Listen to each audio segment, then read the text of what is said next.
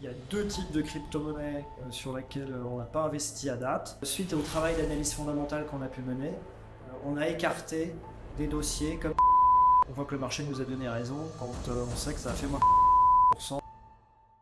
Bonjour d'abord, donc Edwin de Tradern, je suis président d'AlphaCap Digital Assets. Moi j'ai 15 ans d'expérience sur les marchés de capitaux. J'investis sur la classe d'actifs crypto depuis 2018. Et en fait, AlphaCap Digital Assets, c'est la société que je dirige, c'est la filiale de solutions d'investissement crypto du groupe Mata Capital. Qui est l'équipe derrière AlphaCap? À l'origine, il y a 3 personnes qui sont donc 3 dirigeants actuels de la société. Il y a tout d'abord Baptiste Saint-Martin, qui est également un des dirigeants de Mata Capital, qui lui a été un des premiers mineurs de Bitcoin en France, qui a commencé à miner en 2010.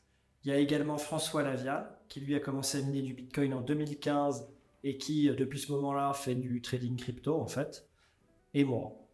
Quelle solution proposez-vous pour investir en crypto-monnaie? Alors, on propose des solutions clés en main pour les clients de nos partenaires CGP. Plus précisément, en fait, ce sont des mandats de gestion qui ont pour vertu de permettre aux clients d'être directement propriétaires de ces cryptos. Ça, c'est la première partie. Et la deuxième partie de la solution, c'est la conservation de ces cryptoactifs que nous gérons pour les clients. Et finalement, quelle est la sécurité derrière? Et là, on fonctionne par compte ségrégé, par actif, par client. Comment choisissez-vous les cryptos dans vos portefeuilles? Le premier regard qu'on va porter sur une crypto, en fait, c'est de l'analyse fondamentale. On va vouloir comprendre quel est le modèle économique de la crypto. Pour nous, c'est très important parce que ça permet en fait de comprendre quelle est la valeur apportée par cette crypto, et il existe actuellement dans le monde à peu près 25 000 cryptos et toutes, bien évidemment, n'apportent pas de valeur à l'écosystème. Vous proposez 3 portefeuilles crypto. Qu'est-ce qui les différencie? Tout d'abord, ce qui va les différencier, c'est le ticket d'entrée. Donc finalement, combien le client est prêt à exposer à cette classe d'actifs volatiles. Ensuite, ce qui va les différencier, c'est notre possibilité à nous, gérants, d'investir sur des petites et moyennes capitalisations crypto. Dans le premier profil, en fait, qui est accessible à partir de 10 000 euros, l'univers d'investissement dans lequel on va pouvoir, nous, faire des arbitrages en fonction de nos convictions, va être de 10 valeurs, les 10 principales valeurs crypto. Ensuite, sur le second mandat, le mandat à venir, qui est accessible à partir de 50 000 euros, comme il y a plus de capitaux, nous, on peut aller chercher de la valeur sur des petites et moyennes crypto.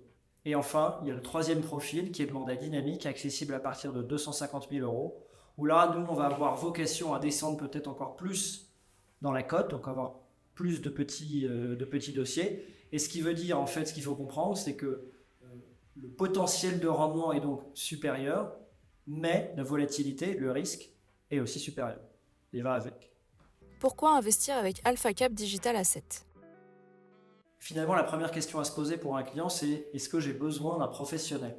Pourquoi est-ce que je peux avoir besoin d'un professionnel en tant que client? C'est parce que j'ai envie de m'exposer à ces classes d'actifs, mais je n'ai pas forcément suffisamment de temps à y accorder. Ça, c'est un point très important. Ensuite, pourquoi avec nous spécifiquement? C'est parce que nous, on a un double ADN. 1, on a à peu près 10 ans de marché crypto. 2, on vient de la gestion d'actifs traditionnelle. Donc, ce qui fait qu'on a développé une solution avec une proposition de valeur qui est très simple, c'est appliquer les meilleures pratiques de la gestion d'actifs traditionnelle à la gestion d'actifs crypto. Et de nos jours, en fait, ça veut dire quoi? Ça veut dire d'abord regarder la sécurité. Qui peut investir dans vos portefeuilles crypto? Finalement, toute personne qui a envie de s'exposer à hauteur de 10 000 euros et pour qui c'est un montant raisonnable. Quelles étaient les performances de vos portefeuilles en 2023? Alors en 2023, nos différents portefeuilles ont eu une performance comprise entre 110 et 140% net de frais. Quelle est l'approche de l'entreprise face aux régulations des crypto-monnaies? Nous, on est enregistré comme prestataire de services sur actifs numériques auprès de l'AMF. On a eu notre enregistrement en septembre 2023. Et en fait, cet enregistrement nous permet de réaliser en interne toutes les opérations nécessaires à la gestion de portefeuille pour compte de tiers. Comment assurez-vous la sécurité des cryptos de vos clients? Alors tout d'abord, en fait, on conserve les cryptos des clients d'une manière très spécifique. C'est les cryptos des clients sont sur un compte dédié et il n'y a que les cryptos de ce client-là. Pour prendre un exemple précis, un client a, de par notre gestion du Bitcoin et de l'Ether, il va avoir un compte Bitcoin avec que son Bitcoin à lui, un compte Ether avec que son Ether à lui, etc. Et c'est pareil pour tous les clients. Ça, en fait, ça a une vertu très, très importante parce que grâce au mandat, le client est directement propriétaire de ses cryptos, mais ce sont des actifs fongibles qui se mélangent et on ne sait pas qui a quoi. Et grâce à mon système de conservation, où à tout moment, puisqu'il n'y a que les cryptos du client sur ce compte, je sais que c'est à lui, et ben en fait, ça me permet de les identifier.